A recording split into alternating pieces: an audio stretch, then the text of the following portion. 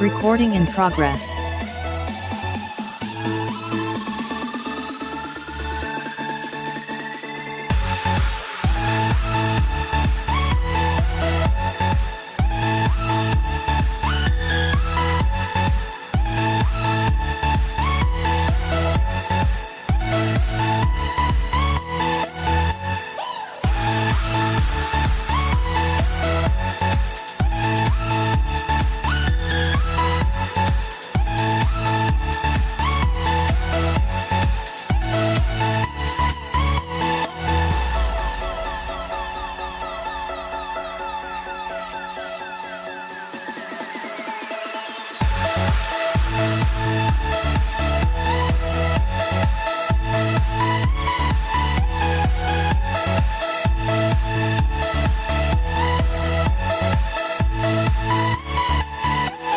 All right, it's day four, everybody. Welcome.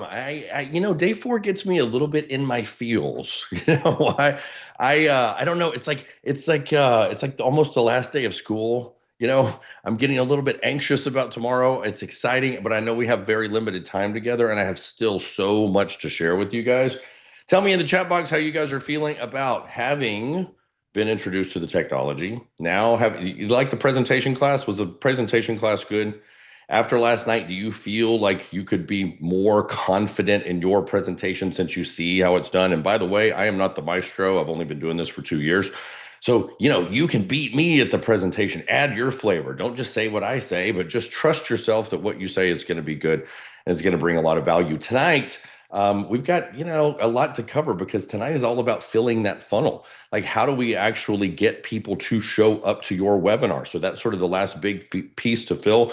And then I keep plugging tomorrow, Friday. I do not want you to miss Friday because it is so jam-packed with all of the things that didn't fit neatly into days 1 through 4. And the big theme tomorrow is all about sales and conversion.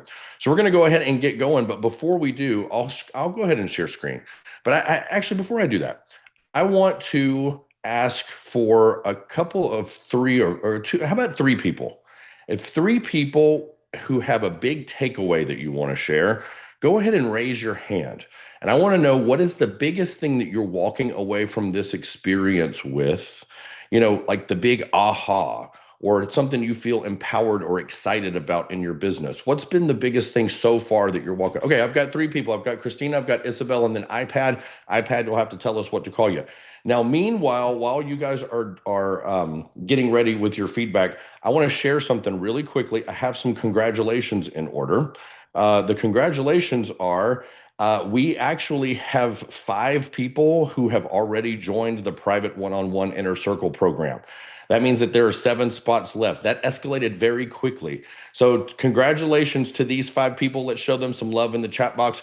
Congrats to Farong W, George B, Howard V, Sean R, and Marcia W. Congratulations, guys. I have big expectations for you all, and I cannot wait to see your webinars and hear all about all the slam dunks that you guys are going to create. Okay, with that, let's go to Christina. Christina, I want you to tell me what your biggest takeaway is. What are you walking away with more than anything else? The realization that you are providing me with all the tools to put this into place, like as soon as the training is over. Yeah. So that I feel confident that with these tools, I'll be able to succeed and provide the information that I want to the community that I serve. Wow, that's awesome. I hope that it gives you, I know that there's more to figure out, obviously. There's lots to figure out moving forward, but I hope that it gives you a little bit more confidence versus just like trying to figure it out on YouTube. That was my goal here. Definitely. Yes. I was like, I don't have the time to figure this out on YouTube. It's like, this is too much information. So you have made it's like, how do you eat an elephant, right? So you have made it into bite-sized pieces that is easy to digest and understand and put it into play. Okay, well, awesome. I have big expectations and I can't wait to hear all about your webinar. Let's go to Isabel. That was great. Isabel, what's your big takeaway? Do we have Isabel? It's doable. I am returning from one of your masteries from November, and cool. I've just been kind of gearing up to do this and building the confidence, and I was excited to do this again, just as a refresher. and it's doable. Like, stop sitting on the bench. Yeah. Get to it. And I'm excited. It's a new year. I'm excited for this new year to start the year off with these webinars. I love it. Let's go. Let's go make some money, lady. Let's go do this. Okay. I love that. Thank you very much. Now, iPad, I don't know what to call you. So tell me what your name is. I'm going to ask you to unmute. Oh, here, one more time. Now, yeah, that's you.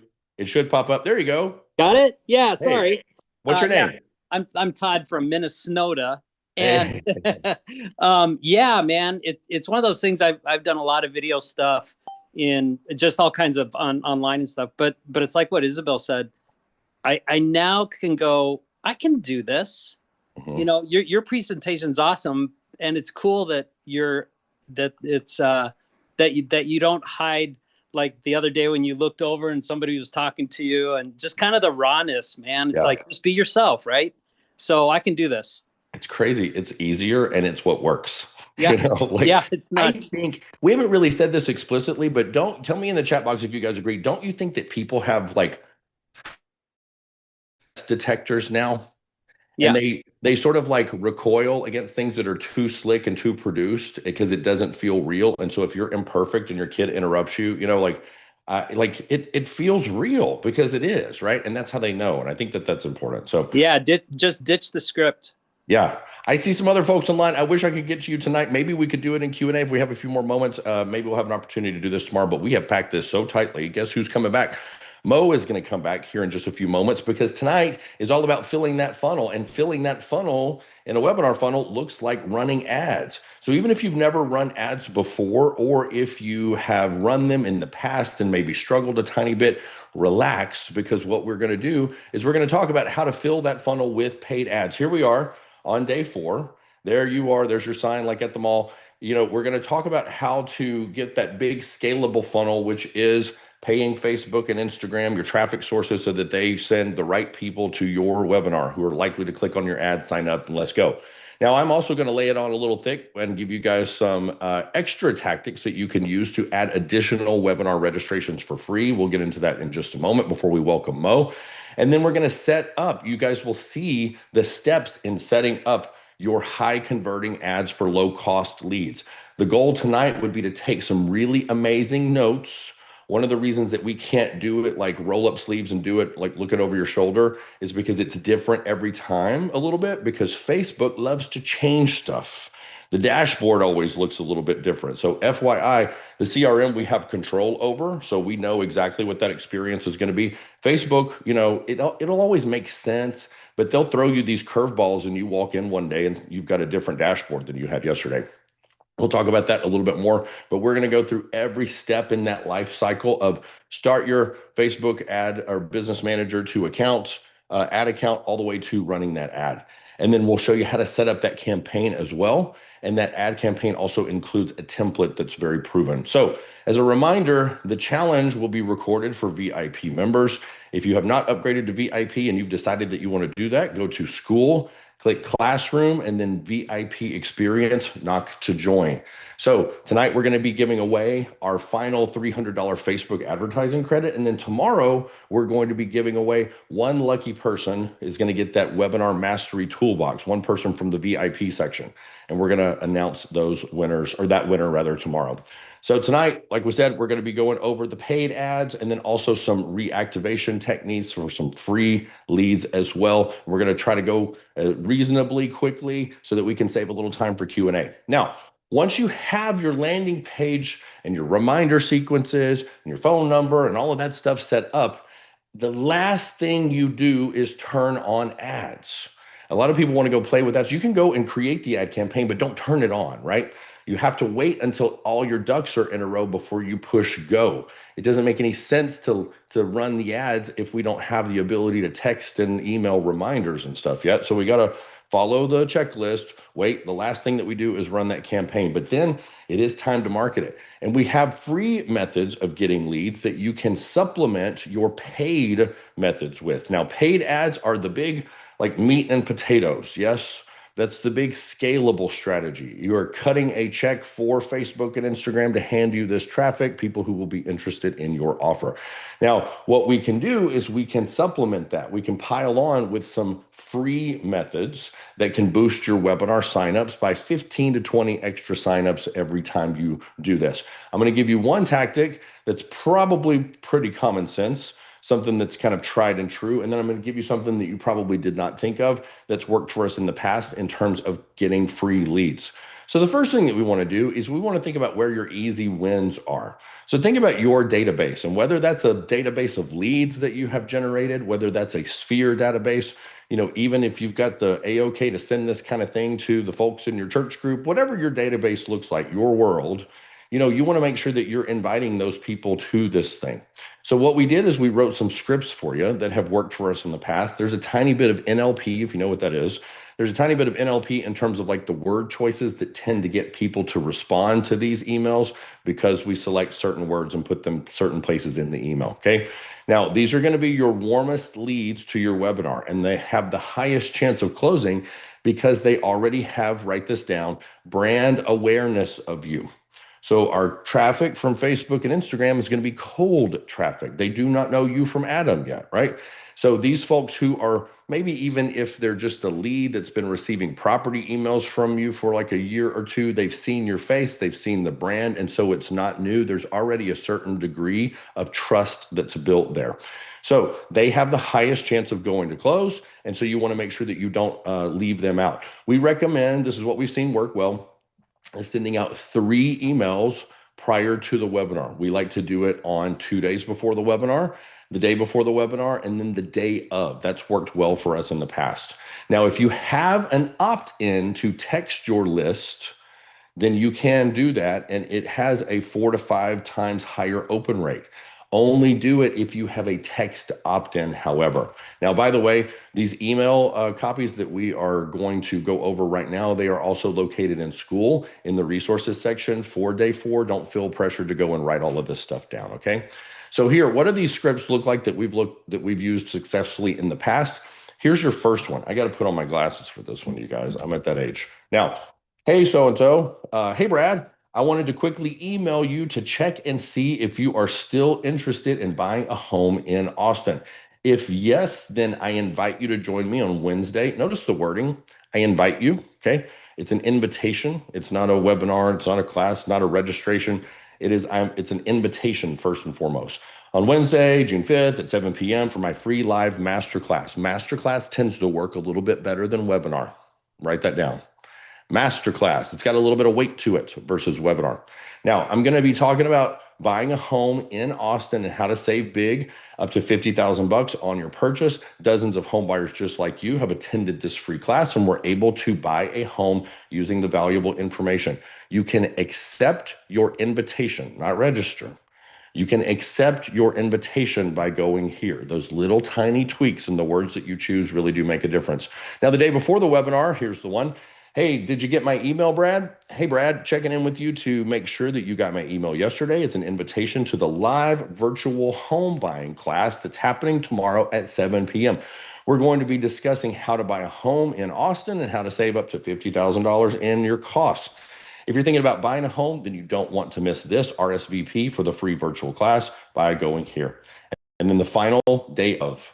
Subject line, exclusive invitation for Brad. Hi, Brad, doing anything tonight at 7 p.m. I'm hosting a live webinar. It's going to be all about buying in Austin, even if you don't know where to start. If you're thinking of buying a home, then this free virtual class is for you. Accept my invite by going here. Cool. Now, those scripts are available for you in those School Day 4 resources. Let's transition into an idea that's a little bit less obvious, but still totally works. So I want you to think about Facebook groups. You probably didn't see this one coming. If you will go and post in local Facebook groups, because what we need eyeballs, right? And the big set of eyeballs we're going to pay for now, because Facebook groups are not scalable. But if we go and we post in a few of them, then we can get a few registrations per group, and they're local. And we can even be really targeted about the types of groups that we post in. I'll give you an example in a moment. We can post in local Facebook groups that you are hosting a free webinar, selling a house, buying a house in the local market. there is a link. And by the way, this link moves around. And so if the link on the screen does not work, FYI, all you have to do is go to groups, and then there will be a suggested or local tab. But they love to change stuff at Facebook. And so we have to update this link every now and then. It might work, it might not. But there is, like I said, that page where it's suggested local groups for you based on where you are and what your previous interests have been.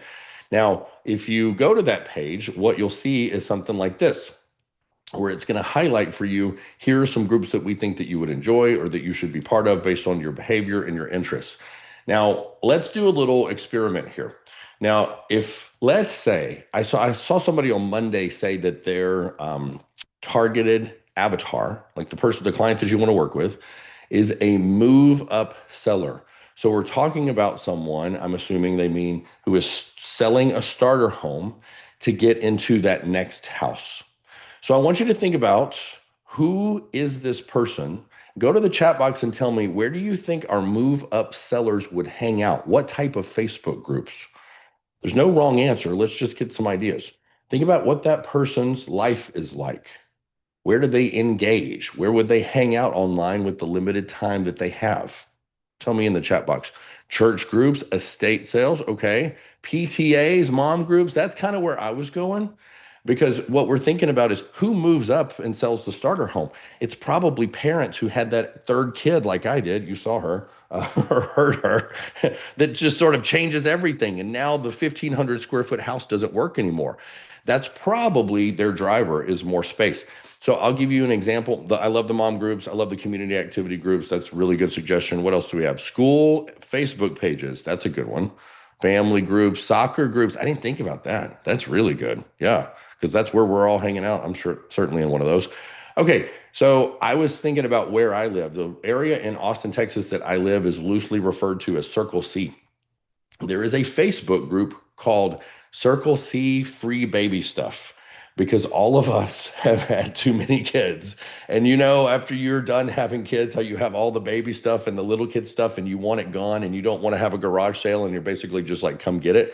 So it's everybody who's at exactly the right, you got the starter home buyers and a lot of the move up buyers, which I love, love, love. It's so smart. Think about where your avatar is hanging out and then go make a casual post in that group. So I'll give you some examples. Let's be clear, Facebook groups are moderated. And so you're going to have to kind of toe that line where you don't get too salesy. Write that down.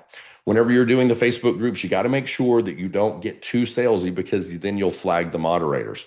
So what you'll see is maybe something like this that really toes the line there. Hey, everyone, I know how challenging the Austin housing market can be. So I've decided to host a free virtual class this Thursday at 7 p.m. on the home buying process. There's no fees, just valuable information to help our community achieve their home ownership goals. If you're interested, no big deal if you're not, you can go sign up here. Now, I've helped many people navigate this market and save thousands by avoiding common mistakes, and we'll be sharing all of that during the class. Hey, everyone, thinking about buying a house in Austin? I'm offering a free virtual class to walk you through the home buying process. It's completely free, just my way of giving back to the community. Aren't I a nice guy? Aren't I? Yes, this is my way. I'm educating. And if I make some money in the process, that's great. Sign up here if you would like to join at XYZ link. And I've helped numerous people buy homes when they thought they couldn't and avoid making those common costly mistakes. I hope that you find it useful. That kind of tone, not pushy at all, not too salesy, that's what works, and we'll slide by probably 8 out of 10 of those moderators. Now, that's not a big scalable strategy, but in the beginning, these free lead strategies to help to add additional leads to the number of registrants that you have is really important when cash is not completely plentiful, right? So probably by the time you're doing webinars for 3 or 4 months and that cash is coming back in the house, you're not going to have a whole lot of time to do this. But right now, if cash is at a premium, then make sure you're taking advantage of some of those free tactics. The big granddaddy strategy, though, the one that's going to feed us long-term and be more scalable, is using ads, particularly meta ads, because Meta, Facebook and Instagram tend to deliver the best traffic for the dollars. Now, what does it look like to run meta ads to get webinar signups? We know that paid ads are the fastest and easiest way. We could turn on an ad today and get leads tonight, right? fastest and easiest way to get your leads for your webinar.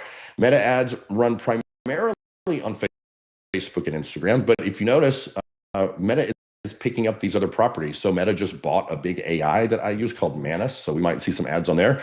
Meta bought WhatsApp a few years ago. And in America, you don't see ads on WhatsApp, but if you go into other countries, it's filled with ads. So FYI, you might be able to use that to advertise to some other places very shortly. It takes about 20 to 30 minutes per week to set up each webinar after you've already done one. You just go in your ad account, change a couple things, and Mo's going to highlight that for us at the end of the session tonight. We recommend launching, please write this down because you're going to ask me later. We recommend launching ads 4 to 7 days, no fewer than 4, no more than 7 days before the webinar. Why? I know you're excited about your webinar. Maybe you've already got a date for next month or whatever. Okay, cool. Don't start running ads. You will get signups. People will sign up. By the time that February 15th rolls around, nobody's going to remember what the heck they signed up for. Okay, so 4 to 7 days is that sweet spot. I'm a 6-day guy myself. So the cost per lead or sign up for a buyer lead is usually between $3 and $10. We see about $5 on average when we average it out across the year, across the US and Canada. The cost per lead or sign up for a seller lead is usually between $20 and $30, okay? Now we usually see 25 on average. The leads from paid ads typically have a 50 to 60% show up rate, but put a little star by that. That is completely dependent upon you executing the text message reminders and the emails and all of the other best practices around show up to get that room as full as possible. Now, the best converting Facebook ads. We're going to do a little bit of a Facebook ads class here. I'm going to put some really good ones on the screen. These are ads that are proven to work. I'm not showing you anything that hasn't done really well for us, okay? And in fact, one of these templates I'm going to give you tonight. Mo will share that with you. But what I want to do right now is I want to kind of break this down, and I want you, as maybe somebody who has experience in digital marketing, but probably not that much, I want you to think about, as a consumer, look at these ads and tell me what pieces of these ads do you think make them effective? What do you think? Colors, okay, color is important. The picture, so that graphic, yep, it's very clear, kind of it indicates what we're talking about here. They're simple. Remember, clear beats clever every time, very good, okay. What else? The location. 5th grade reading level, very good. Somebody's listening, that's great. The exclamation points. Okay, so I would highlight some of these emojis. Yeah, for sure. Emojis are like garlic. A little bit makes everything better. It doesn't mean that you should use more. Yeah. All right, let's break these down. So we do have at the top of the ad what we call a call out. Write that down. Remember that in a lot of ad placements, you don't get to see this entire ad copy until you hit that little button that says see more. We call it Mr. See More. What that means is that everything in the first line and a half of that ad is your most important messaging. So you get the big news up front. You don't have to, you can't make an assumption that they're going to click on this ad every single time. And in fact, even with a very good ad, they're probably going to scroll past it. The question is, did you make an ad good enough that makes them want to scroll back down? And so that call out at the very beginning of the ad copy is one of the most important things. Attention, Ottawa home buyers. Attention, Scarborough homeowners and investors. So I'm saying, hey, you, and you have to really make sure, what is this person, are my words referring to this individual in a way that they would refer to themselves, okay? And one rule that I'll give you, a law on a stone tablet in digital marketing, is test, test, test. Remember, when we go create Facebook ads, you can create umpteen versions of these and test different ad copies, test different emojis, test different graphics, and you just never know what's going to work. I ran a campaign. I've gotten to a point where I do some video ads now. You don't want to start with video ads because there's about 99 ways to do them wrong. And I want you guys to have something that's like really more predictable. So I would recommend starting with graphic ads. But I've gotten good at video ads. And I ran a few different versions of these ads that I created with my kid, and I accidentally put a bad take in there, like one where my kid wasn't very effervescent and stuff. I'll have to show you. If you remind me in Q&A, I'll pull it up and show you. But she actually opens by saying, You don't need a man to buy a house. And people love it. But it was the wrong take. And it was where she said it kind of mousy and she's not even looking at the camera. That's the one that pulls. That's the one that has the lowest cost per lead, not the one where she's on. It's crazy. You never know what's going to work. So test, test, test. Now, the other things going back to these ads that really work are, we're going to talk about the most important stuff up top. Who are we talking to? What do we have? And then we get into the why and the how. So it's really important to like get to the point. Then we get to our graphic creative. Slow, loud, and clear is the way to go here. And you know, sometimes like we've actually tested some of these red lines. That red line works better than an orange line. Go figure. Who knows why? But it tends to deliver better results for us. I've tested variations on the copy that's in the ad, like in the copy that's in the graphic, that have like tanked my results. I was going to be lazy and I said, okay, I'm just going to have one ad and it's just going to say Thursday at 7 p.m., not Thursday, May 16th at 7 p.m. My conversion went down. So it didn't work as well whenever I just had Thursday at 7 p.m. You got to test those things. Now, when you look at the bottom of the ad, we have our call to action. So Facebook is one of the only platforms where the headline is at the bottom of the ad and not the top. So that's called the headline down there. And then your call to action is the button. The buttons that work the best in our testing are these two. Because if you've ever run Facebook ads, you know there's like 20 you can use. Please write these down. These are the highest converting. Learn more and sign up. Learn more and sign up. Okay, those are the ones. Now, when we think about like the launching of an ad campaign, there's a lot that has to happen. It's not just creating the ad. We've got to go into the Facebook Business Manager and make sure that all of our ducks are in a row so that we're able and approved to run these ads. And then we can kind of get into the fun stuff, which is creating the creative. So guess who I'm going to bring back? I'm going to bring back Mo. If you were not here on Tuesday night and you haven't heard me sing his praises, you know that Mo is the director of fulfillment at Rico Demand. He's been with the company for over 4 years. He has helped to build a lot of the systems and refine the systems perpetually that you are working on now. That's why we're always coming up with new stuff and new versions of things, is because this guy's working 12 hours a day making it happen, he and his team. He's personally implemented this system for over 400 real estate and mortgage businesses across North America. He is a certified webinar CRM and Facebook ad expert and an all-around great human being. So I'm going to welcome Mo. Let's get Mo unmuted and also highlight his video. Mosef, hello, sir. How are you? Hello, hello. How's it going? It's good. Okay, we're making a big transition here because on Tuesday we did the tech stuff, right?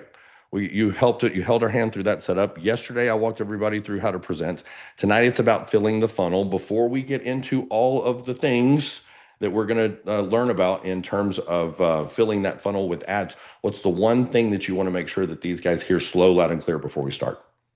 Okay, so I'm going to repeat this later on as well, but stick with this. This is one of those things where you only have to set it up once.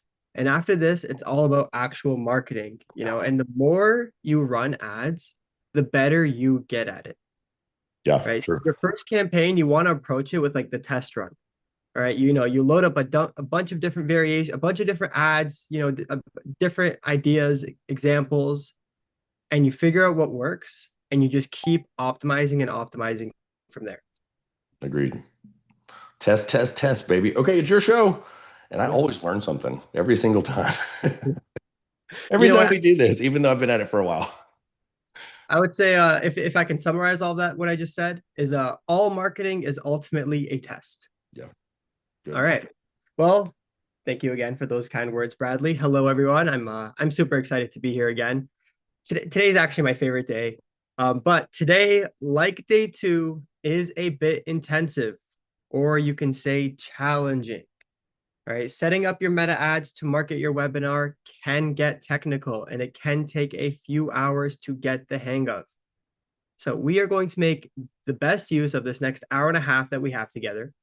And I'm going to ask that you simply follow along with the presentation today and make sure you take detailed notes.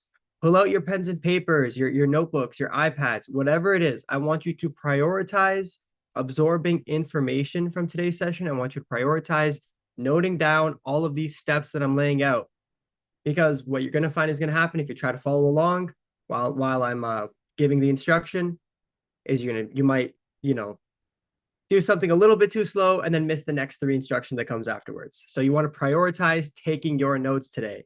And of course, if you're a VIP member, make sure you take advantage of the recording and the resources available to you. But I would like to reiterate, I know I just said this, don't want to sound like a broken record here, but you only have to set this up once. Once it's done, you don't have to circle back. You don't have to go through it again. Once you have this set up, you will have a turnkey system for consistent and scalable lead flow. Okay, let's do it. Who is excited? Give me a thumbs up. Give me a 1 million in the chat. Who's excited to get into this? Okay, let's do it. So first things first, we have that meta ads checklist inside of the classroom resources inside of Skool. All right, that's under, again, Skool, classroom, challenge resources. This one is going to be found under day 4. We have this meta ad setup checklist where you can see I talk about creating your Facebook business manager, your Facebook page, ad account, pixel, data set, installing that pixel into the CRM.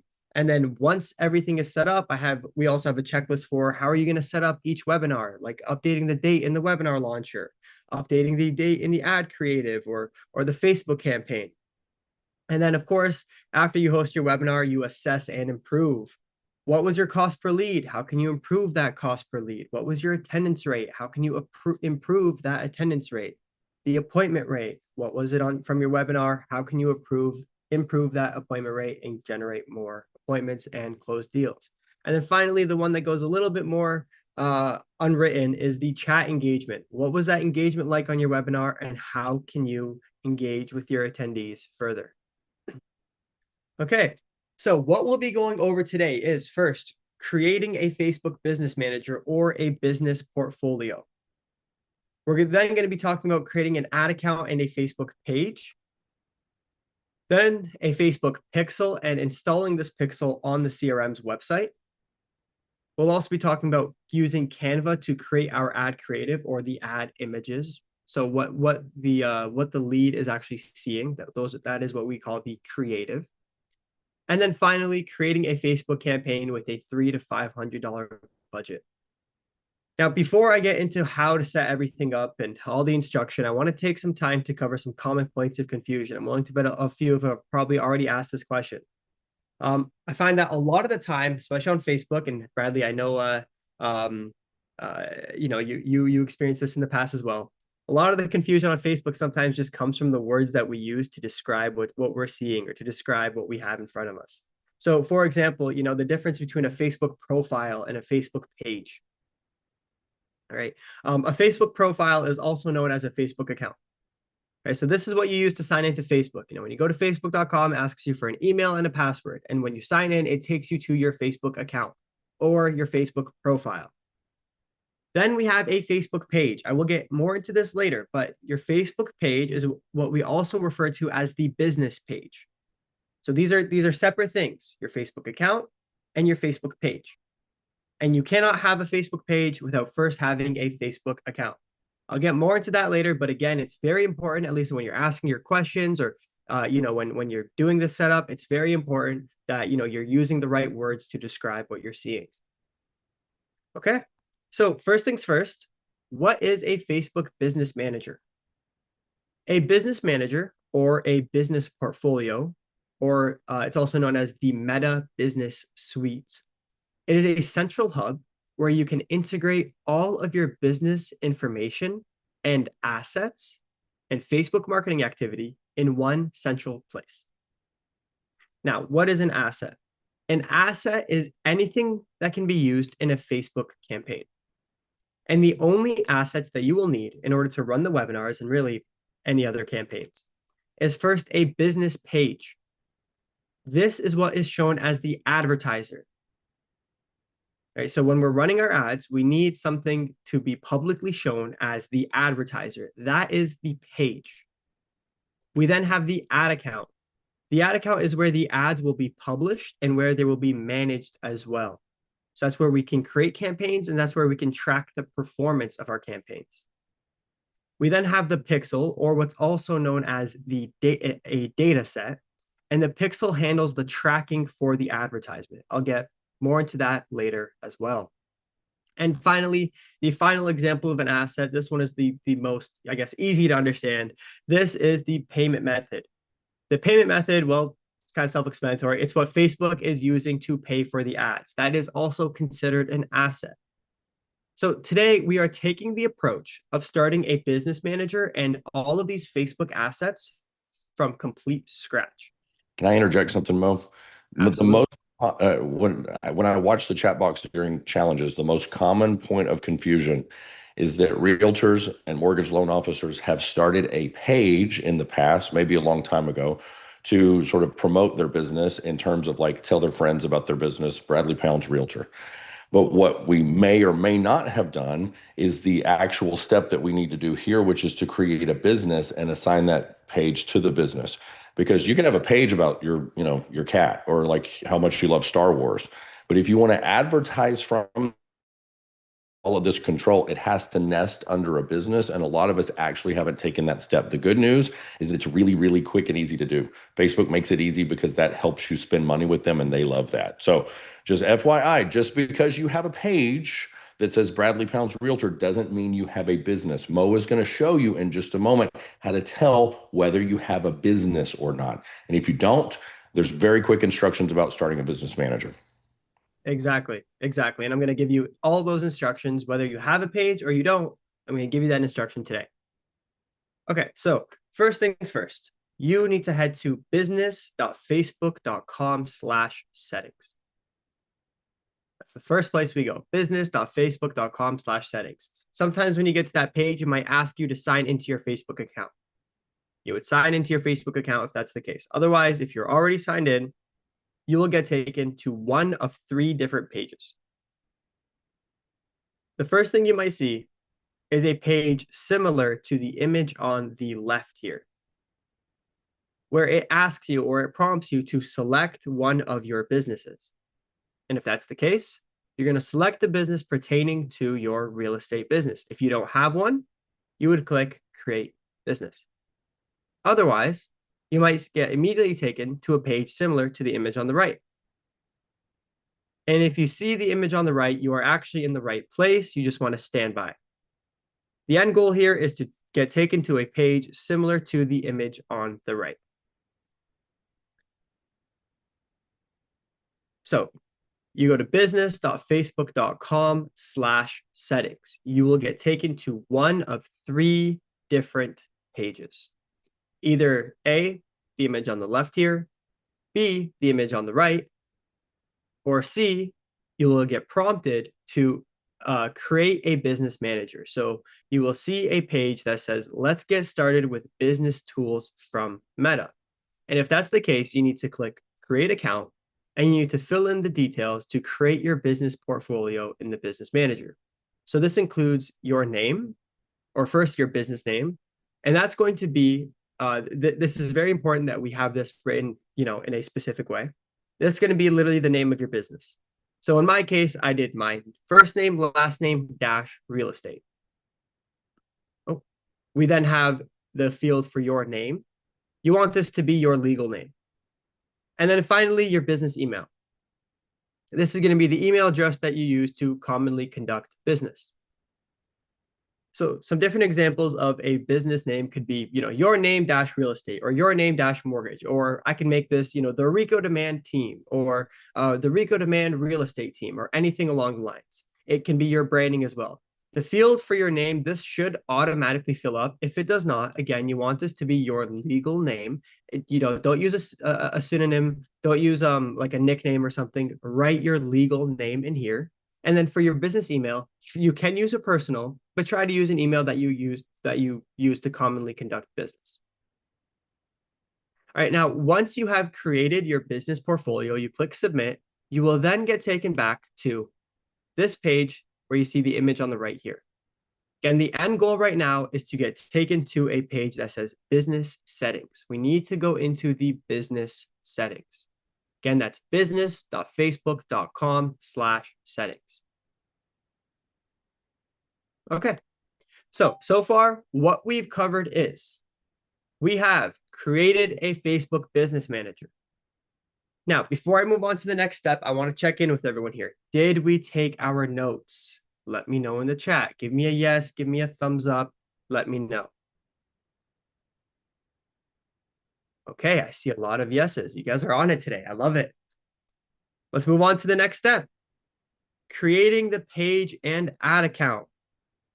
All right, so we created our business manager, or maybe we accessed a previously created business manager. Now we are going to either create or add a page, and then we're going to create an ad account. So in the business settings, you're going to see a navigation bar on the left-hand side. We will be using this navigation bar to navigate across navigate and access all of the different assets that we need to set up. So you can see there are drop downs. We have users, we have accounts, and data sources. Those are the 3 drop downs that we'll be using today.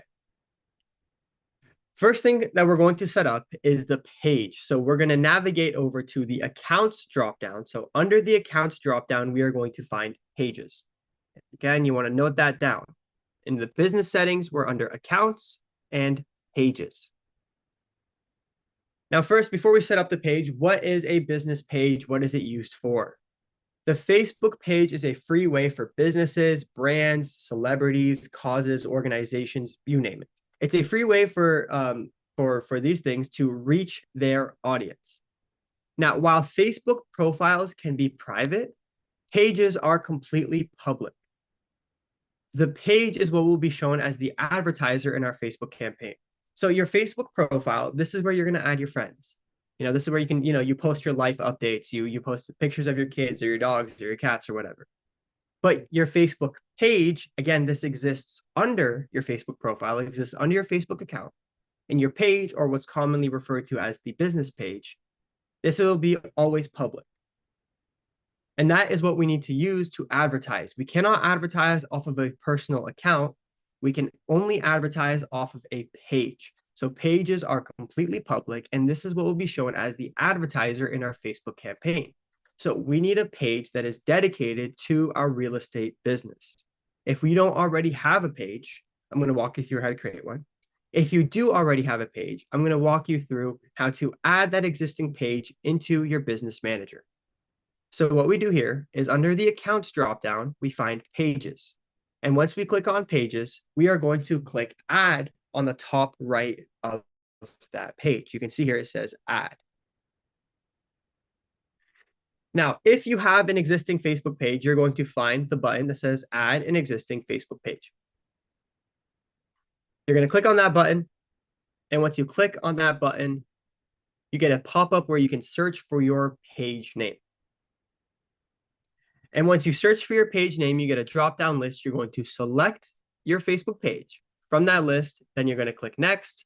You're going to agree to the terms of service. There'll be a little checkbox here. Once you agree to that, you click next, you click submit, and then you click add page. Finally, your page will be added into your business manager. You'll see it just like this, where you can see here, my testing page has been added into my business manager.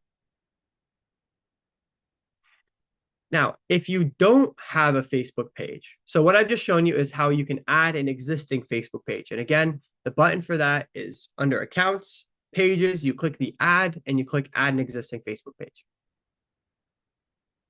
You search for that page name, you select it, you click next, agree to the checkbox, you click add, and finally that page will be added into your business manager. However, if you do not have an existing Facebook page, so you've never advertised on Facebook before, or maybe this is a completely new business that you're creating a page for. Maybe you have a page and you don't want to use it. If you want to create a brand new Facebook page. Oh, and just by the way, a little side note, if you have an existing Facebook page that's in relation to your real estate business, it's better off that you use that. Facebook likes that more. Number one, you're more established. Even if you don't have any followers or anything on there, if it's just even older than a new one, Facebook does like that more. And also, if you already have some engagement built up on a page, use that one. But if it's a page that hasn't yet been assigned to a business, we can't skip that step. It still has to be assigned to a business, even if it's established. Exactly. So what, again, is a necessary step is under the accounts and pages, we click add an existing page and we search for that page name. We click next, and then we add that page into our business manager. However, if you have never created a Facebook page before, you don't have a page in relation to your real estate business, well, we are going to take the steps now of creating a new Facebook page, which follows a lot of the same steps. We're going to go into the accounts dropdown and we're going to select pages. And once we're in there, we click add and we're going to find the create a new page button. You can see that here. Create a new page. Once we click create a new page, we get taken to another pop-up. The first things first is Facebook asks us for a description of the page, and we're going to make sure we take the time to fill in as many details as possible. So first things first there, we fill in your name dash real estate or mortgage broker or whatever it is, right? Again, you would name this very similarly to the way you named the business manager, but keep in mind, the name of your Facebook page is completely public. So for example, I know that some real estate agents, some mortgage brokers, you have to list your license number anytime your professional title is mentioned. So like, for example, if it was Bradley Pounds, real estate agent, you might have to do, license number 12345 or whatever it is, right? Keep in mind that you do want to remain compliant because this is publicly shown. Then for the category, you're going to choose real estate or mortgage brokers, whichever one better fits your category. And then finally, for the bio, you're going to keep this very brief. You want to write something like, servicing the area. So in my case, it could be servicing the Austin area as a real estate agent since 2020. All right, now once you have that information filled in, you get taken to the next page. And once you click next, you're going to confirm and agree to the terms of service and then click create page. So just to recap, again, what we've done, we clicked accounts, pages, add, and I showed you how to add an existing page. We clicked instead create a new page because we are creating a new one. We named our Facebook page. We chose a category. We wrote a brief description about yourself or your business. We agreed to the terms of service. We clicked create page. And now we have a Facebook page added into our business manager. All right, so that asset, the asset of a Facebook page is done. We're now going to move on to setting up the next asset. The next asset is the ad account. Now, what is an ad account? The ad account is the central hub where all of your Facebook marketing activity is created, managed, and monitored. The ad account is completely separate from your personal Facebook profile or your business page. It is a completely separate asset. Inside the ad account is where you can launch and manage paid campaigns. It's where you can track performance and analytics. You can set budgets and optimize results. You can manage the billing for all of your ads. You can run ads across Facebook, Instagram, Messenger, and most recently, Threads. An ad account is absolutely required in order to run campaigns on Meta and to properly measure the results of all of your marketing efforts. So here's an example of what an ad account that's been running webinars for quite some time looks like, right? And you can see just, a few different ideas of how they are optimizing their results. They ran a webinar on November 23rd. They generated like a $15 cost per lead. The next one, they got lower, and you could see as they continue to run, they got lower and lower and lower and lower, right? So this is what a filled-in ad account looks like. You can see their budgets, their results, their cost per lead, and their amount spent as well on each campaign. So we are going to create an ad account now. Now, if you already have an ad account in your business manager, you can absolutely use that. If that ad account was used in the past for a business outside of real estate, do not use it. But if you have an ad account and you've used this for your real estate business in the past, if that's the case, then you can just, quite frankly, ignore the next couple of steps while I talk about the ad account. However, if you have never used an ad account before or you do not have one in your business manager, you are going to want to create a new ad account. So we're going to go to ad accounts on the left-hand side. That's underneath pages. And again, underneath the accounts dropdown, we click add and we click create a new ad account. So again, that's under the accounts dropdown. We go to ad accounts, add, create a new ad account. You get a pop-up on your screen. You are going to fill in the information with, this one's pretty much simple enough. Your name dash webinar ad account. You're going to select the right time zone. This is very important. You're going to select the time zone of your location of targeting. So again, like the example I gave on Tuesday was, if I'm in Austin and I'm targeting Austin, I'm going to choose Central Time. But if I'm in Austin, Texas, and I'm targeting, say, New York, well, I would rather do Eastern Time. So select the ad account of your location of targeting, select the correct currency, and then finally, you're done. Okay, so let's just recap the ad account, and then we'll do a recap of everything else we've covered so far. For the ad account, we went to accounts dropdown on the left-hand side of the business settings. We clicked ad accounts, we clicked add, we clicked create a new ad account. We named the ad account by, your name dash webinar ad account. We selected the correct time zone of our location of targeting. We selected the correct currency, and then we clicked next. And that's it. We have our ad account created. So let's recap everything we've covered so far. We have created a Facebook Business Manager or accessed a previously created one. We have created an ad account, or we're using an existing ad account.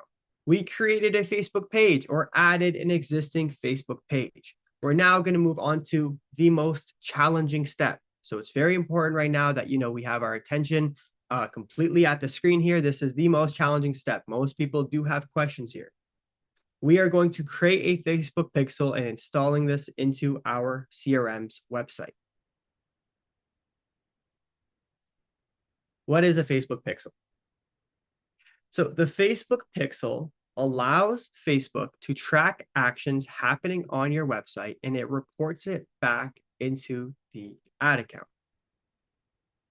Facebook also learns who your audience is. The pixel learns who your audience is, and then it better targets your ads in the future. The pixel goes by two different names. There's the name pixel, and it also is referred to as a data set. Data set is actually a very accurate name for the pixel because what it does is it stores data, all in relation to your Facebook marketing activity. So in other words, just to kind of put it in more layman's terms, how does Facebook know when somebody registers on the CRM's funnel? All right, so we have two different platforms that we'll be using. We have Facebook, which handles all of our marketing. The purpose of Facebook is to get eyes on our ad, right? Is to publish an ad, get eyes on it. And the whole point of that ad is to take them to the landing page so that we get them to register for the webinar. How does Facebook know when somebody registers on the CRM's landing page, right? Because that landing page, it exists in the CRM. Anytime somebody interacts with our webinars, they're interacting with our CRM. Facebook and the CRM, they're two completely separate platforms. They don't talk to each other. So how would Facebook know when somebody registers on the CRM's landing page? That is through the pixel. The pixel will be inputted onto our page, and it's going to read all of the data and everything that happens on the page. When somebody registers, it's going to send that information right back over to Facebook. It feeds the data back over to Facebook into our ad account. So the main purpose of our pixel is to have a proper tracking for our campaign. The second thing the pixel does is it optimizes our targeting over time.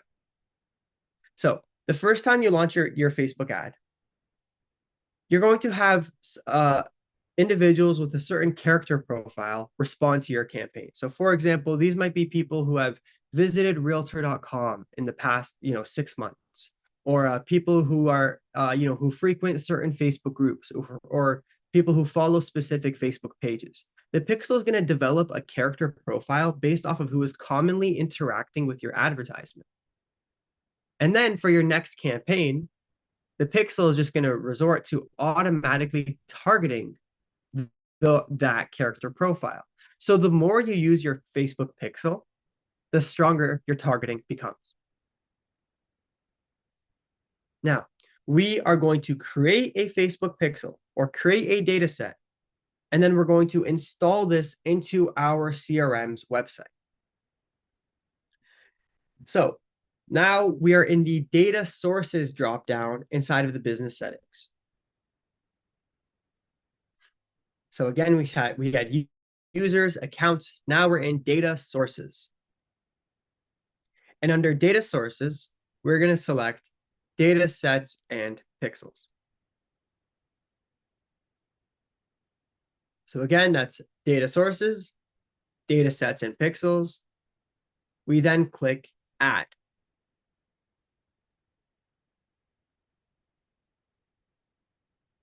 After clicking add, you'll get a pop-up on your screen. It'll ask you to create a new data set. You're going to name this data set your name dash buyer webinar pixel. So remember what I said earlier. You have your data set's going to optimize on your targeting. You know, the more ads you run, the more developed your character profile will be, and Facebook will know to automatically target those people. Well, that means that we want a different pixel for each different audience type. So the following that we're creating is for a buyer audience. So what we do is in the pixel, we name this your name dash audience type. So in this case, your name dash buyer webinar pixel, and then we click create. You might see a little checkbox for like something about conversions API. Just ignore that. You don't need to have it checked. If you have it checked, doesn't matter. But if you see that checkbox, just ignore it. You're going to click create here. Once you click create, you're going to get taken to a different page. It's going to ask you to, it's going to say the data set has been created, and it's going to ask you to go to Events Manager. Okay, now again, this is a common point where people get lost, so I'm going to repeat those steps that I just talked. We're under the data sources on the left-hand side of the business manager or business settings. Under data sources, we select data sets and pixels, or data sets and pixels. We then click add. After clicking add, it prompts us to create a new data set. We're going to fill this in with your name dash the type of audience, webinar pixel. And then we're going to click create. After clicking create, we get taken to another screen where it says a data set has been created, and we're going to go to Events Manager.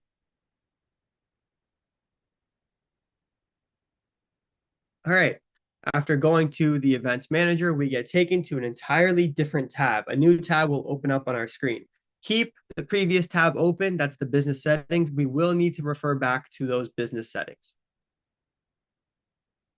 Yeah, actually, you might get a pop-up at this time where it might ask you to connect to the ad account. That's a very recent update with Facebook. If you get that pop-up, connect it to your ad account, select your ad account, and click next. If you do not get that pop-up, that's completely fine. I'm going to show you how to do that step anyways. Bradley, we normally give a little blurb here about how Facebook gives you a different look, you know, at random times. Yeah, and I was telling somebody this in the chat box. Facebook blames Zuck because Facebook loves to upgrade and test things a lot, not just on the platform, but on the dashboard as well. And what they'll do is they will roll out new versions of the dashboard to a few million people at a time. So your dashboard could look a little different than what mine looks like right now, even though we're on Facebook at the same time. I know, isn't that fun? And so you have to know that they're always changing a few things. Now, if you will sit and be still with it for a moment, you'll notice that all of the content is still there, but they might move some things around. So don't panic if you see that there's something that's a little bit different, but just make sure that you are like kind of looking for what are those big concepts. When we're on the data sets page, it's going to talk about data sets, but could the menu look different? Count on it that at some point it will change. Absolutely. Yep. You got it. Yeah. And if you're on an iPad, by the way, because I see at least one screenshot that I think is from an iPad, iPad's going to look different than if you were on the full-blown Chrome version as well. So know that there's some differences there. Okay. So again, let's recap it all. Data sources, data sets and pixels. We click add. We name our pixel, your name dash buyer webinar pixel. We click create. We get prompted to go to Events Manager, or we get prompted to connect to an ad account.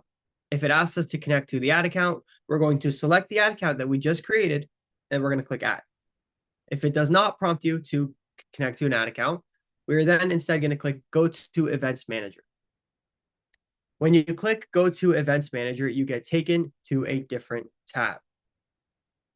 Keep the previous tab open as well. But in that different tab, the Events Manager, you can scroll down a little bit where you're going to find a button underneath where it says Gather Website Events from Browser Activity. You're going to find a button that says Set Up Meta Pixel. We need to click Set Up Meta Pixel. After clicking the Set Up Meta Pixel button, we get taken to another page where we need to connect website activity using the pixel. And we are going to click Install Code Manually. So one more time, go to Events Manager, set up Meta Pixel, install code manually. And then we click Copy Code.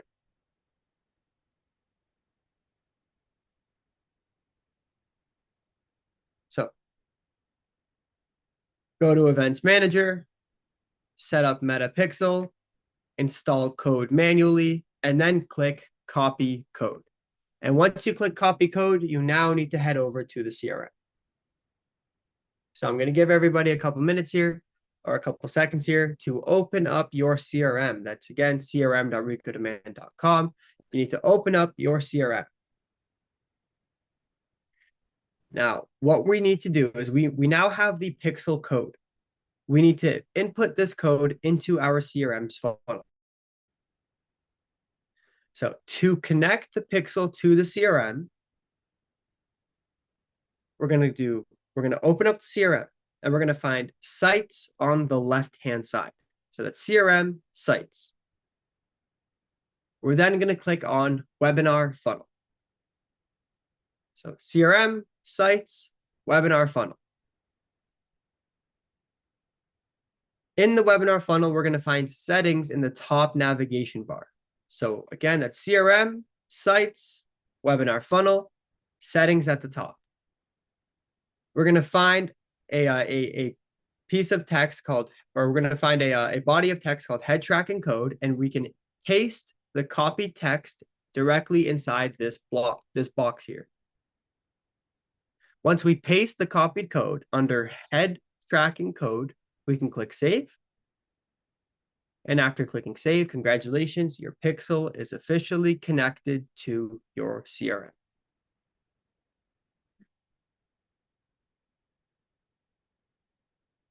Okay, so just one more time. From the very top of the pixel, we went to data sources on the left-hand side. We clicked data sets and pixels. We clicked add. We named our data set, your name dash buyer webinar pixel. We clicked create. We got a pop-up on our screen to go to Events Manager. We clicked go to Events Manager. Then we clicked set up Meta Pixel. From there, we clicked install code manually. We got taken to a different page where we can click copy code. We opened up the CRM. We went to Sites, Webinar Funnel, settings at the top, and under head tracking code, we paste our pixel code in there. Finally, we clicked save. And once it's saved, you are almost done with the entirety of the setup of the Business Manager. There is one final step left that you have to do, and that is to connect your pixel to your ad account. So what we need to do is we need to tell Facebook that we will be using this pixel with our ad account. So in the business settings, which is a tab we should still have open, we're going to find the pixel and we're going to find connected assets. We're then going to click connect assets. We're going to connect other business assets.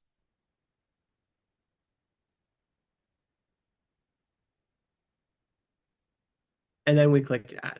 We select our ad account and click add. After that, your Business Manager is all set up. So I'll go over those connecting assets one more time. What we did was We went to the business manager. We have the data sets and pixels still selected. We selected our pixel, connected assets. We clicked connect assets. We selected our ad account and other business assets. Select our ad account, click add, and that's it. You're all done. Your business manager is officially and completely set up to run Facebook ads. Okay. And reminder, the goal here is to take some really good notes here. If you're trying to keep pace step by step, Mo told you at the top of the call, that's not what we need to do. Because remember, it's not gonna work. You're gonna have differences you're gonna get stuck places where really what you need to do is kind of like get those broad strokes of what are these steps that we need to accomplish. There is a checklist that is inside of School Day 4 resources that talks about the big rocks that you need to accomplish. We can't do a step-by-step on this as far as a guide because we don't own the Facebook dashboard. And as soon as we create anything around it, Zuck changes it for us. With our CRM, we can do it a lot easier because we are the ones who create that and manage it. So FYI, you have to know that there's going to be some changes there every few months or so inside of your dashboard. But there is that checklist for you that reminds you, here are the big rocks that you need to hit. Day 4 resources in school. Why don't I actually show everybody exactly where that checklist is? So inside of school, just as Bradley mentioned, under classroom and challenge resources, we find day 4. And under day 4, we have the meta ads setup checklist. And this right here is a checklist giving you exactly what you need to set up your entire business manager. And then everything that we're about to cover for the duration of this presentation. So again, that's under classroom, challenge resources, day 4, meta ads setup checklist. Okay, so we have connected our pixel to the CRM. We connected our pixel to our ad account. Our business manager is all set up. The last thing that we need to do here is we need to change the dates inside of our CRM. So we now need to set the webinar dates within the CRM's webinar launcher. So we're going to go to the webinar launcher on the left-hand side of the CRM. We're going to find the webinar date and time, and we need to change the webinar date, webinar time, and set the webinar date and time exactly as I showed you on day 2. All right. Let's recap everything we've covered so far. We have created a Facebook Business Manager or accessed a previously created one. We created the Facebook ad account and page. We created a Facebook pixel and installed this into our CRM's website. We're now going to get into the ad creative. We're going to get into using Canva to create our ad creative, the actual ad image. All of our templates can be located directly into School as well, under the exact same place I just showed you, School, Classroom, Challenge Resources. Under day 4, you will find Facebook/Instagram winning ad creatives. Now, before I get into the actual creation of our ads, I want to take the time to explain just how important the actual creative is. So I mentioned earlier, all marketing is ultimately a test, right? You are testing out, different things and finding what is resonating best with your audience, right? Get creative with your creative. So for example, you'll see here, area, first-time home buyers, free online webinar, date of the webinar. Right? So in this context, the biggest text we have on our screen is, first things first, our call out. Who is our audience? In this case, it's area, first-time home buyers. Right? This could be all first-time home buyers. New York, first-time home buyers. Toronto, first-time home buyers, right? The biggest text in our creative in this instance is our audience, is our call out. We then have what it is that we're advertising. Free online webinar, right? So this could be free online class, free master class, free online webinar. And then underneath that, we have the date of the webinar. So this is a very simple example of a Facebook ad. I'm going to show you exactly how you can edit this to your own needs as well. But get creative with your creatives. You can have different callouts. You can have different things written in your ad to try to generate the audience that you want, or try to captivate the audience as much as possible to get them to register for your webinar. Remember, if you have a good ad and a good landing page, you're going to generate registrants. A good ad will always take leads to a landing page, and a good landing page will always mean those leads register for your webinar. All right, so we are going to open Skool.com. Let me change my screen share here. All right, can we see Skool? All right, we're going to open Skool.com, and guess where we're going to go? Classroom at the very top, and challenge resources. So that's Classroom, challenge resources.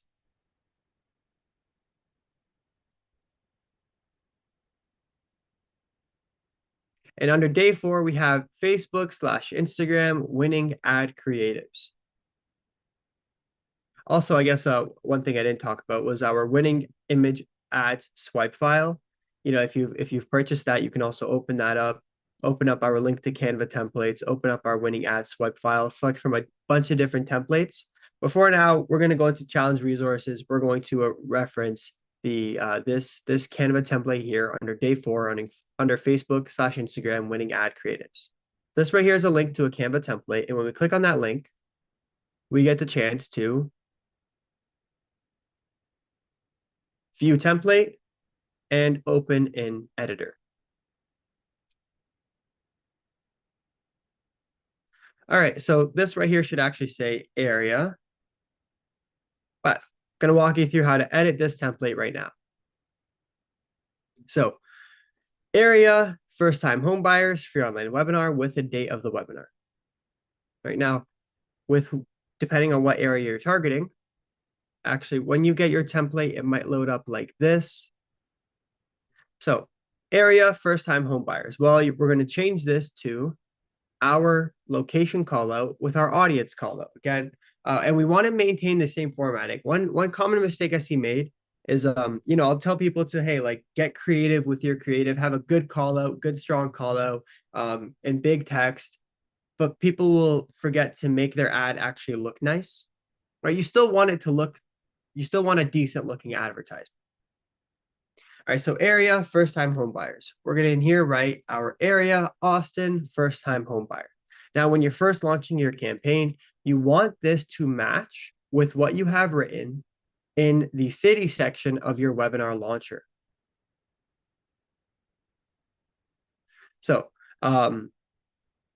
if I could actually just go take the time now to check my webinar launcher in the CRM, I'll see that I have written down Central Texas. All right, so in here, I'm going to write Central Texas. Now, I can also have multiple ads running at the same time in the same campaign. So let's say I'm doing, Austin and Dallas-Fort Worth. Well, all of those leads can get taken back to a page that says Central Texas. So I can have an ad that says Austin and another ad that says, DFW, Dallas-Fort Worth. And those can all get taken back to a landing page that says Central Texas. But for now, I'm going to write Central Texas, first-time home buyers, free online webinar. I can change this up. I can write free online class, free online webinar, whatever it is. And then finally, the date. You'll notice, by the way, that when I'm changing this, when I'm changing the text on this template, I'm changing it individually. I'm not going in and erasing the entirety of the text and then, writing it from scratch, because I want the formatting to maintain. So for example,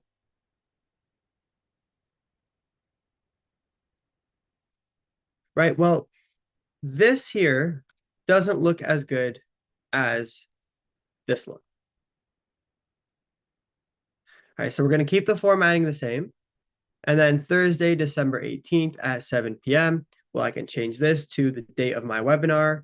Let's play a hypothetical. Let's say, January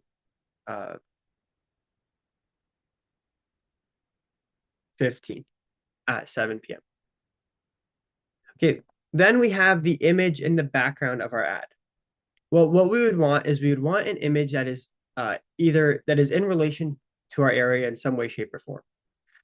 So, for example, you can have an image of a home that is resemblant of an average home in your area, or an above average home in your area.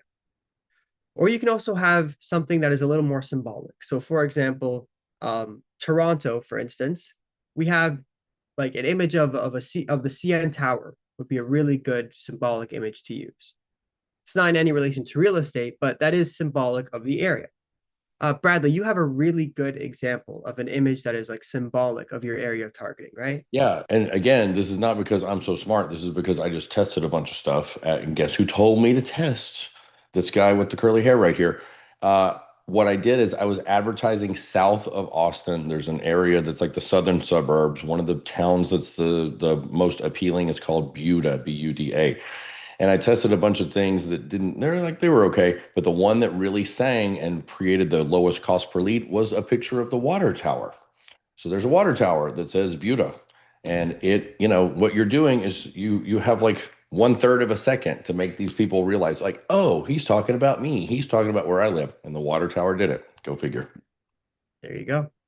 So yeah, you want an image that is symbolic of your area. Now, I can't give like a full rundown of, exactly how you can use Canva, but so I'm just going to grab, a random image here. Let's say this is like, the skyline of of a place in Central Texas. Let's say, let's rewrite this to Austin. And let's say this right here, image in the background, this image I've just dragged and dropped from my computer is, a skyline of Central Texas, of Austin. Well, what I can do here is I can take this image, and when I right click on it, I can click replace background. And now I have that image in the background. And the reason why you'll see this tint overlay is, dragged over to the right slightly. If you double click on it, where that tint overlay is not covering the image. If you double click on it, you can actually take the image and, center align it, just drag it around a little bit, make it look nice. And once you have it, you can zoom in a little bit here. Once you have a decent looking image in the center, you would take that tint overlay and drag it back over. You want to make sure it covers the entirety of the image. I can extend it a little bit, make sure it covers the entirety of the image, and there we go. Austin first-time homebuyers. Free online webinar, Thursday, January 15th. Now, let's say your image was too hard to see. Well, you can see here there's transparency at the top. You can click on that tint overlay, click transparency at the top, and you can make it lighter or darker. You want a fine line between the text being easy to read and the image in the background still being easy to see. And once you have that done,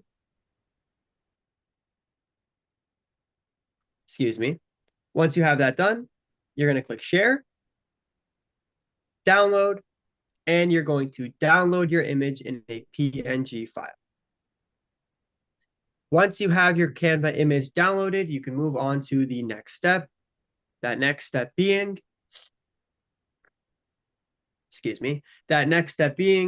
Facebook ads.